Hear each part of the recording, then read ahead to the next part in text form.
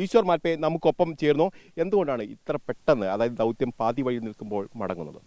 ಎಲ್ಲರಿಗೂ ನಮಸ್ಕಾರ. ಕೇಳಕಟ್ಟೆ ಎಲ್ಲರಿಗೂ ನಾನು ನಮಸ್ಕಾರ ಪಣ್ಣು.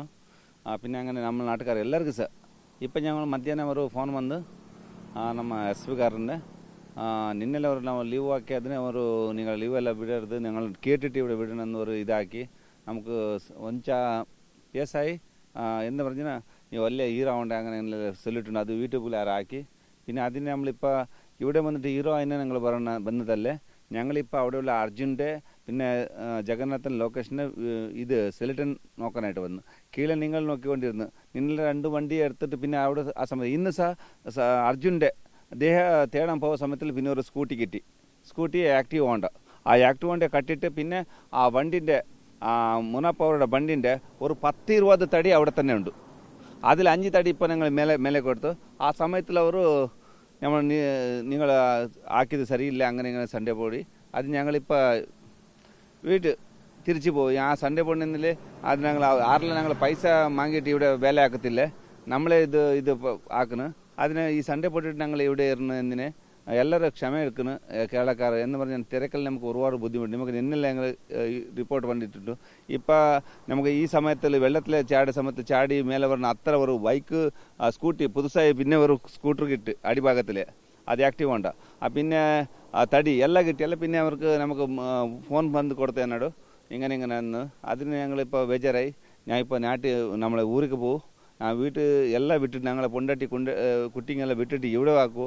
ആ സമയത്തിൽ അവർ നമുക്ക് സൺഡേ പോയി നമുക്ക് ശരിയാവില്ലേ. ഇന്നിപ്പോൾ ശരിയാവും അപ്പോൾ ഞങ്ങൾ.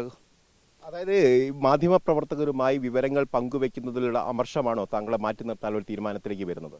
അത് എന്നെന്താ അറിയത്തില്ല. നമുക്കിപ്പോൾ എപ്പോഴും നമുക്ക് ഇങ്ങനെ സൺഡേ പോടിയാൽ ശരിയാവില്ല. ഓരോ ടൈമില്ലേ. പിന്നെ ഇത് നമുക്ക് ഇൻഡിപെൻഡൻ്റ് ആയി കൊടുക്കത്തില്ലേ. ഇന്ന് പിന്നെ എങ്ങനെ ആക്കി ഞങ്ങൾ എന്നാവും. അതിന് നമ്മൾ ബേജാറായി. നമ്മളെ കൂട്ടുകാർ നിന്ന് 8 പേര് ഈശ്വരൻ നിങ്ങൾ ചെയ്യേണ്ട ബാ എന്ന് എന്നെ മേലെ കൂട്ടിക്കൊണ്ട് വന്ന് നമുക്ക് സൺഡേ പോയിട്ട് നമുക്ക് ബേജാറാവും. നിങ്ങൾ ബാ നമ്മൾ നാട്ടിൽ പോകുന്നു. ഇപ്പോൾ തിരിച്ചു പോകും. അതിൽ നിങ്ങൾക്ക് എല്ലാ അർജുൻ്റെ അമ്മയ്ക്ക് ഞാൻ ക്ഷമ കേൾക്കുന്നുണ്ട്. ഇപ്പോൾ തിരക്കലിന് ഒരുപാട് ബുദ്ധിമുട്ടുണ്ട്.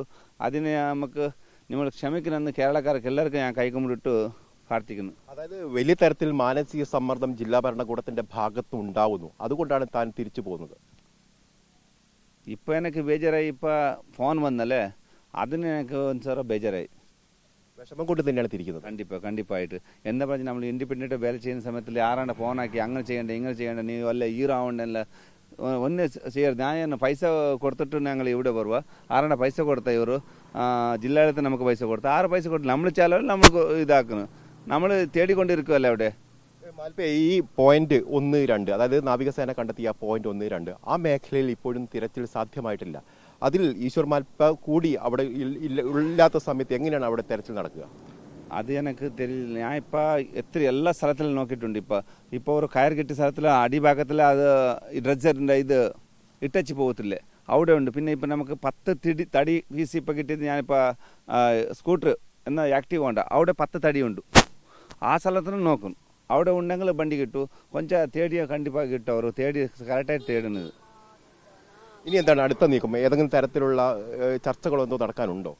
ഇല്ല, ഞാൻ നാട്ടിലേക്ക് പോകും. ഒരാൾക്ക് എപ്പോഴും ഒരു ബാക്കി ഒത്തിരി ബേജാറാവും എന്ന് പറഞ്ഞ് നമുക്കത് അറിയൂ. നമ്മളിപ്പോൾ ഇവിടെ വന്നിട്ട് നമ്മൾ നാട്ടിലെ വിട്ടിട്ട് തേടാനുണ്ട് സമയത്തിൽ നമുക്കൊരു സൗകര്യം ഇല്ലെങ്കിൽ ബേജാറായി. അതിപ്പോൾ നമ്മൾ 8 ആൾക്കാർ ഈശ്വരൻ നിങ്ങൾ ചെയ്യേണ്ട ബാ എന്ന് മേലെ കയറി വന്നവരില്ല. മടുത്തു. ഇപ്പോൾ നമ്മൾ കയർ കട്ടിട്ടുണ്ട്. ആ കയറിലെ 4 തടി പിന്നെ ഒരു സ്കൂട്ടറുണ്ട്. അത് കയർ കട്ടിട്ട് അവിടെ തന്നെ അത് എടുത്ത് മേലാക്കി ഒരു സ്കൂട്ടർക്ക് ആരുടെ മിസ്സിംഗ് ആയി ആൾ കാണും. പിന്നെ അവർക്ക് ഇൻഷുറൻസ് ആവും. ഇപ്പോൾ ആൾ പോയത് ഒരു ആക്റ്റീവ് വേണ്ട ന്യൂ 5G ഞാൻ അടിയിലെ കണ്ട് ഇത് ലൈറ്റ് ഇട്ടിട്ട് 5G ആക്റ്റീവ് വേണ്ട ഉണ്ട് അടിയിൽ. അത് ലക്ഷ്മണന്റെ അവരുടെ വീട്ടിൽ ഇൻഷുറൻസിലേക്ക് കിട്ടാൻ അവർക്ക് കിട്ടും. ഇപ്പോൾ ബൈക്ക് കിട്ടിയല്ലേ. ഇപ്പോൾ അതിൽ മാൽപ്പം മടങ്ങും ഞങ്ങൾ പോവും.